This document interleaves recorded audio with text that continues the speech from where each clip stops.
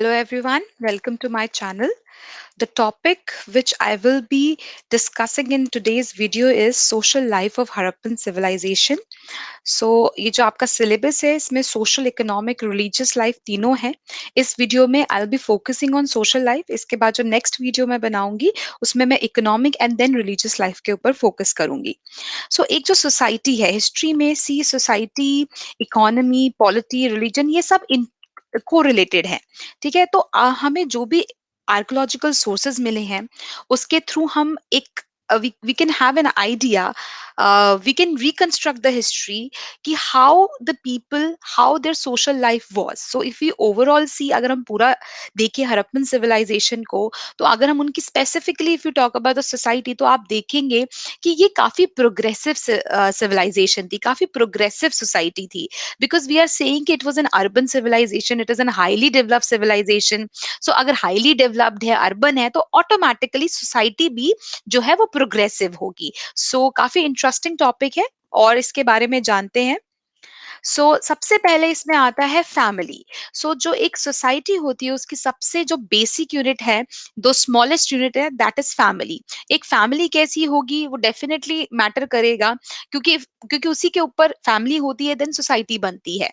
Basic unit is family. तो family में आप देखोगे तो there was a joint family system, कि मतलब एक छत के नीचे सारे एक ही फैमिली के लोग रहते थे.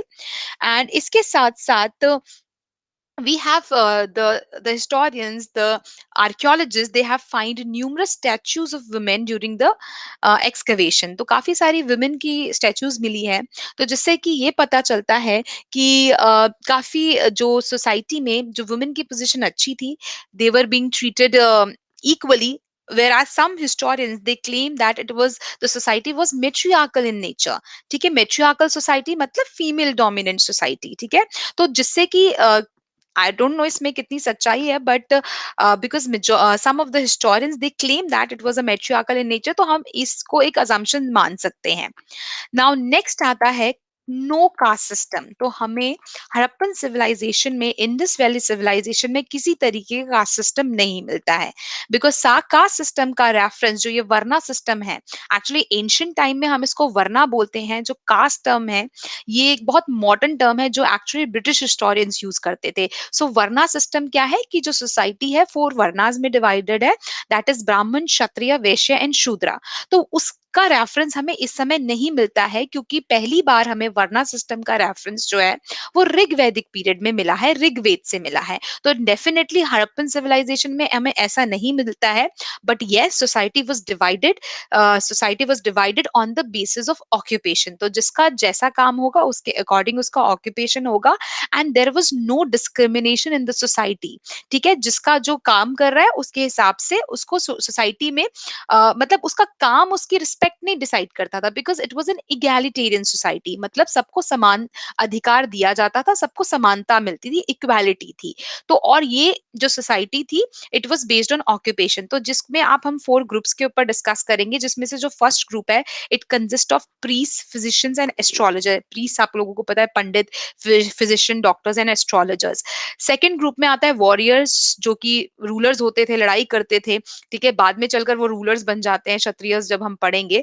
बट इस समय पे इस सेकंड कैटेगरी में आता है वॉरियर्स. थर्ड ग्रुप में आता है आर्टिसंस, ट्रेडर्स एंड आर्टिस्ट, जो कि बिजनेस क्लास थी या जो कारीगर थे, ट्रेडर्स थे, वो इस कैटेगरी में आते हैं. और फोर्थ कैटेगरी में आते हैं peasants, fisherman, weavers and domestic servants. जो किसान थे, फिशरमैन थे, या जो कपड़े बुनते थे, या जो डोमेस्टिक सर्वेंट्स थे, वो इस फोर्थ क्लास में आते थे. But I will again repeat कि there was no caste system and the society में it was an egalitarian society. और सब इक्वली ट्रीट किया जाता था, और किसी के काम के वजह से उसके साथ भेदभाव नहीं किया जाता था. इसके बाद नेक्स्ट आता है पीपल एंड स्क्रिप्ट. तो लोग कैसे थे, तो different historians they claim different point of view कि ये जो हड़प्पन लोग थे वो कौन सी रेस के थे. तो सम सेज के देवर इंडो आर्यन, सम सेज देवर द्रविडियंस, सम सेज देवर सोमेरियंस, सम सेज देवर proto-asteroid, Mediterranean, Mongoloid, etc. तो different historians they hold different point of view, but actually में वो किस रेस के थे ये हमें नहीं मालूम है. नेक्स्ट हम बात करते हैं स्क्रिप्ट की. I will going to repeat this once again. मैं जब भी हड़प्पन सिविलाइजेशन की बात करती हूँ I always mention this point कि जो अभी स्क्रिप्ट है वो अभी तक डिसाइफर नहीं हुई है. तो ये आप देख सकते हैं जो पिक्चर है इसमें इनकी स्क्रिप्ट को वो कौन सा स्क्रिप्ट यूज करते थे. Actually it was a pictographic script जिसको अभी तक हमारे लिए पढ़ना बहुत मुश्किल है. हो सकता है जब हम पढ़ें तो हमें कुछ और नई इंफॉर्मेशन इस सिविलाइजेशन के बारे में हमें न्यू इंफॉर्मेशंस मिले. नाउ नेक्स्ट हम बात करते हैं फूड का. तो सोसाइटी में फूड हैबिट्स भी बहुत मैटर करती है कि आप खाना कैसा खाते हैं, कपड़े कैसे पहनते हैं, क्या ज्वेलरी पहनते हैं. तो ये सारी चीजें जो है सोसाइटी में आती हैं. सो फूड की अगर हम बात करें तो ये जो हड़प्पन लोग थे, हड़प्पन सिविलाइजेशन के जो लोग थे they were both vegetarian and non vegetarian. ठीक है. और इनके जो डाइट थी it consist of wheat, barley, milk products, vegetables and fruits. इसके साथ साथ they also use to eat meat and fish. तो ये उनकी कुछ कंजम्पशन की आइटम्स है.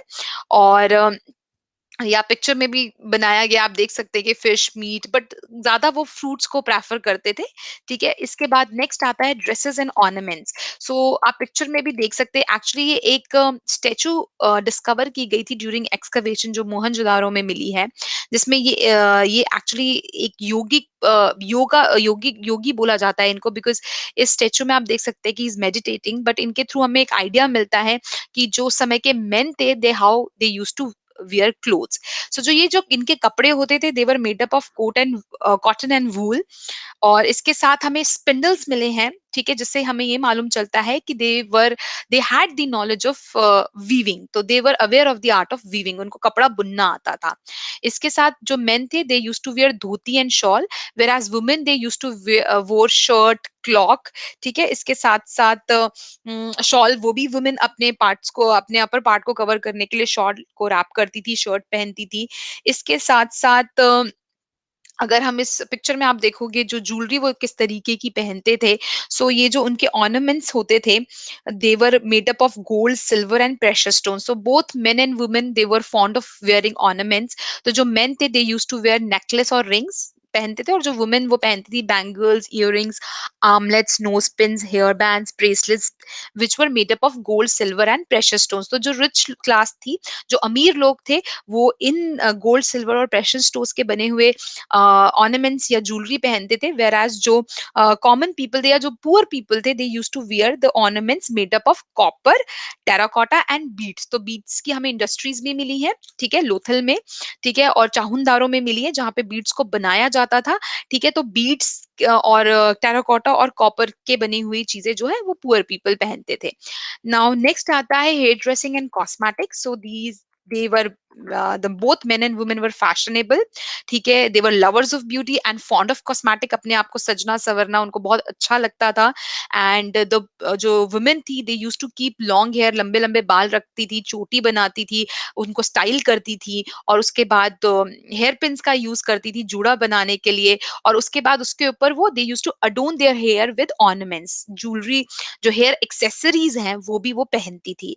इसके साथ जो मेन थे they kept moustaches and beard and got their hair dress. तो उनको भी शौक था मुस्टैचेस बियर्ड रखने का, अपने हेयर्स को ड्रेसअप करते थे. एंड हमें डिस्कवर हुई है एक्सकवेशन में आइवरी कॉम्स, ब्रॉन्ज मिरर. तो ये सारी चीजें देख के वो अपने हेयर को कॉम करते थे, मिरर का यूज करते थे. और जो वुमेन थी they were fond of applying powder, perfumed oil and lipstick, cosmetics use करती थी. और उस कॉस्मेटिक को वो एक जार में रखती थी जो कि आइवरी, मेटल या स्टोन से बना होता था. इसके बाद आता है मीन्स ऑफ एंटरटेनमेंट. तो किस तरीके से उस समय के लोग, जैसे आज के टाइम पे तो हमारे पास टीवी है, फोन है, इंटरनेट है, सो मेनी थिंग्स, बट उस समय पे वो कैसे अपने आप को एंटरटेन करते थे, कौन से गेम्स प्ले करते थे, what were the main sources of their amusement. तो उसके लिए they used to draw, they used to music करते थे, डांस करते थे, हंटिंग, फिशिंग. सो दे वर, ये कुछ इंपॉर्टेंट उनके सोर्स ऑफ अम्यूजमेंट थे. इसके बाद they also enjoyed bull fighting, bird rearing, bird hunting, dicing. So ये भी कुछ इनके चीफ सोर्स ऑफ एंटरटेनमेंट थे. इसके साथ साथ हमें काफी सारे टॉयज मिले हैं जो कि क्ले से, कॉपर से, स्टोन से, आइवरी या शेल से बने हुए मिले हैं हमें, यहाँ पे इस पिक्चर में भी देख सकते हो। तो काफी सारे स्टोन्स टॉयज मिले हैं जिसमें बर्ड्स होती थी, एनिमल्स होते थे, व्हील्स होते थे, तो जिससे हमें ये देख के पता लगता है कि जो चिल्ड्रन थे वो अपना टाइम पास करते थे, वो खेलते थे इन टॉयज के साथ। इसके बाद अगला आता है पोजीशन ऑफ वुमेन। किस कोई भी सोसाइटी कितनी प्रोग्रेसिव है वो डिपेंड करता है कि उसमें उनकी उस सोसाइटी में जो वुमेन है उसकी पोजीशन कैसी है। सो अगर हम देखें सिविलाइजेशन को, इस हड़प्पन सिविलाइजेशन को, तो यहाँ पे वुमेन की पोजीशन काफी अच्छी थी and they were being respected in the society. And हमें मदर गॉडेस की एक स्टैचू मिली है जिससे पता लगता है कि वुमेन को वर्शिप भी किया जाता था, मदर गॉडेस को वर्शिप किया जाता था। सो विच ऑटोमेटिकली मीन्स कि जो वुमेन थी देवर बीइंग रिस्पेक्टेड, है ना, इन द सोसाइटी। एंड इसके साथ साथ बट स्टिल आपको कॉन्ट्रोडिक्शन मिलेगी, बिकॉज एक और स्टेटमेंट ये कहती है कि जो वुमेन थी their main work was to raise children and to do household chores. तो यहाँ एक तरफ तो हिस्टोरियन कह रहे हैं कि ये मेट्रियार्कल स्ट्रक्चर है, दूसरी तरफ उनके काम को बहुत लिमिट कर दिया गया है। So there is a contradiction. जब तक हम डिसाइफर नहीं कर पाएंगे स्क्रिप्ट को, तब तक हमें एक्चुअली में नहीं पता लगेगा कि क्या पोजीशन थी वुमेन की, किस तरीके की सोसाइटी की थी। तो उसके लिए हमें अभी वेट करना पड़ेगा। नाउ नेक्स्ट आता है हाउस होल्ड थिंग्स को, किस तरीके की चीजें वो घरों में इस्तेमाल करते थे। तो उसके जो भी चीजें वो इस्तेमाल करते थे they were made up of earth, मिट्टी के बने बर्तन होते थे, ब्रॉन्ज से बने हुए, कॉपर से बने हुए होते थे, डिफरेंट साइज के, शेप के और कलर के होते थे। और हमें कुछ चीजें मिली हैं हाउस होल्ड थिंग्स, जैसे कि कॉम मिली है, needles, spindles, axes, knives, pots, jars, dish plates, mugs, आप इस पिक्चर में भी देख सकते हैं। तो जो कि काफी सुंदर होती थी क्योंकि उनको पॉटरी को डेकोरेट किया जाता था रेड एंड ब्लैक वेयर से। ठीक है, सो ये सारी चीजें, यूटेंसिल्स मिली हैं। तो ये चीज सारी ये चीजें दिखाती हैं कि सोसाइटी कैसी है, क्योंकि वो इन सारी चीजों का इस्तेमाल कर रहे हैं। तो काफी प्रोग्रेसिव सोसाइटी है, उनको काफी सारी चीजों की नॉलेज थी। ठीक है, अब नेक्स्ट हम बात करते हैं मेडिसिन की, क्योंकि हम कह रहे हैं एक important profession is physician also. तो उस प्रोफेशन अगर फिजिशियन है तो उसको डेफिनेटली मेडिसिन की भी नॉलेज होगी। सो इनको आयुर्वेद मेडिसिन की नॉलेज थी, जिसमें से सबसे इंपॉर्टेंट है शिलाजीत का वो इस्तेमाल करते थे। इसके साथ horns of deer and neem leaves were used to treat many diseases, बड़ी सारी डिजीजेस को वो ट्रीट करते थे हॉर्न्स के डियर से और नीम लीव्स के थ्रू। और जो आईज का, नोज का, ईयर का और थ्रोट का ट्रीटमेंट वो करते थे बाय यूजिंग फिश बोन। और इसके साथ साथ एक surgical tool, actually surgical tool नहीं है, एक ऐसा मिला है, स्कल मिला है जिसके बीच में होल है। तो कालीबंगल में हमें ये मिला है, जिससे हमें ये एविडेंस मिलता है कि दिस इज ट्रैफिनेशन। सो ट्रैफिनेशन क्या है, स्कल के अंदर होल किया जाता है एक टूल के साथ। ठीक है, जिससे कि जो हेड से रिलेटेड डिजीजेस होती हैं, जैसे कि हेडेक हो गया या माइग्रेन हो गया, तो इस तरीके की डिजीजेस को क्योर किया जाता था। नाउ नेक्स्ट आता है डिस्पोजल ऑफ डेड। तो अपने डेड को कैसे डिस्पोज करते थे, तो there was various modes of disposal. एक तो होता था बर्निंग, कि क्रिमेट करते थे, दूसरा उसको बरी करते थे डेड को, और तीसरा जो बॉडी है उसको ओपन छोड़ दिया जाता था फॉर बर्ड्स एंड बीट्स। ठीक है, इसके साथ साथ जो जब वो बरी करते थे इन पिट्स में, तो वुडन कॉफिन्स के अंदर वो बरी करते थे डाल के। एंड आप इस पिक्चर में भी देख सकते हो कि जब बरी किया गया है, so the burials were accompanied with goods like necklaces, bangles, mirrors, beads, etc. और इसके साथ another method left the, एक और जो मेथड है जिसमें बॉडी को ओपन छोड़ दिया जाता था for birds, when skeleton left buried under the ground। तो जब एंड में जब स्केलेटल बचता था तो उसको बरी कर दिया जाता था ग्राउंड के अंदर। तो ये सारी चीजें हमें एक हेल्प करती है इकोनॉमिक कंडीशन को भी समझने के लिए, क्योंकि everything is correlated. Economic, social, political, कैसी सोसाइटी है, कैसी इकोनॉमी है, वही डिसाइड करेगी पॉलिटी कैसी है, और कैसी पॉलिटी है वो डिसाइड करेगी कि सोसाइटी और इकोनॉमी कैसी है। So everything is inter related. Now moving on education. तो ऐसे तो हमें कोई एविडेंस नहीं मिलता है कि एक कोई फॉर्मल एजुकेशन सिस्टम था कि बच्चे स्कूल जाते थे, ऐसा कुछ रेफरेंस हमें मिला नहीं है। बट डेफिनेटली, क्योंकि हमें उनकी स्क्रिप्ट मिली है तो ऑब्वियसली उनको लिखना आता था, पढ़ना आता था। और जिस तरीके से उन्होंने टाउन प्लानिंग करी है, जितना मैथमेटिक्स का उनको नॉलेज है, क्योंकि इतना साइंटिफिक और इतने सिस्टमैटिक मैनर से टाउन प्लानिंग करी गई है, तो इससे पता लगता है उनको काफी सारी चीजों की नॉलेज थी। ठीक है, तो they were well versed in mathematics, engineering, physics, chemistry, sanitation, astronomy, astrology, arts etcetera. तो बहुत सारी सब्जेक्ट्स उनको पढ़ाए जाते थे। बट अब हमें ये नहीं मालूम है कि क्या वो स्कूल जाते थे, क्योंकि हमें कोई एविडेंस नहीं मिलता है। But yes, these people were very well educated. Now next is artefacts. इसके बारे में हम देखते हैं और आगे पढ़ेंगे। तो कुछ ये आर्टिफैक्ट्स मिले हैं हमें एक्सकवेशन के दौरान। आप देख सकते हो कि ब्रॉन्ज गर्ल की इमेज है, पॉटरी है, टॉयज है एंड बीड्स हैं। सो अब हम नेक्स्ट बात करते हैं वेरियस आर्ट्स इन विच हड़प्पन्स वर प्रोफिशिएंट। तो उनको काफी सारे आर्ट्स की नॉलेज थी जिसमें वो काफी अच्छे थे, जिसमें से सबसे पहला आता है आर्ट ऑफ स्कल्पचर। तो ये जो स्कल्पचर की उनको काफी अच्छी नॉलेज थी। और this is clear from the statues of various human beings, birds and animals. हमें काफी स्टैचूज मिली हैं, तो जिससे पता लगता है कि उसको इसके बारे में अच्छी नॉलेज थी। For example statue of bull, जो आप इस इमेज में देख सकते हैं, डॉग की स्टैचू मिली है। और डांसिंग गर्ल जो फर्स्ट इमेज है ब्रॉन्ज से बनी हुई है, ये है। और इसकी सबसे अच्छी क्वालिटी ये थी इनकी स्टैचूज की, ये बहुत लाइफ लाइक लगते हैं, बहुत ऐसे जिंदा लगते हैं, ऐसा लगता है जिंदा हो जाएंगे। तो बहुत ब्यूटीफुली ये बनाया गया था। इतने पुराने समय पे इतनी अच्छी तरीके से बनाना स्कल्पचर्स को काबिले तारीफ है, तो बहुत बढ़िया है। इसके साथ साथ एक और इमेज मिली है, स्कल्पचर मिला है जिसमें हाफ क्लोज्ड आईज है, विच इज इंडिकेटिंग मेडिटेशन। और ये हमें मिला है मोहनजोदारो में। ठीक है, सो ये हो गया about the art of sculpture. Now next is they were also aware of the art of carving. तो कार्विंग मतलब जो भी, जैसे कि आपको ये पिक्चर में सील दिख रही है, तो इसके ऊपर चीजों को कार्व किया गया है। सो इसके ऊपर ये आप यूनिकॉर्न जैसा एक एनिमल आपको देखने को मिलेगा, और उसके ऊपर जो फिश टाइप की, ये इनकी स्क्रिप्ट है। So, different figures like elephant, bull are carved on stone, leather, metal, and wood, and these are really beautiful. So, जिससे हमें ये मालूम चलता है कि they were also proficient in the art of carving.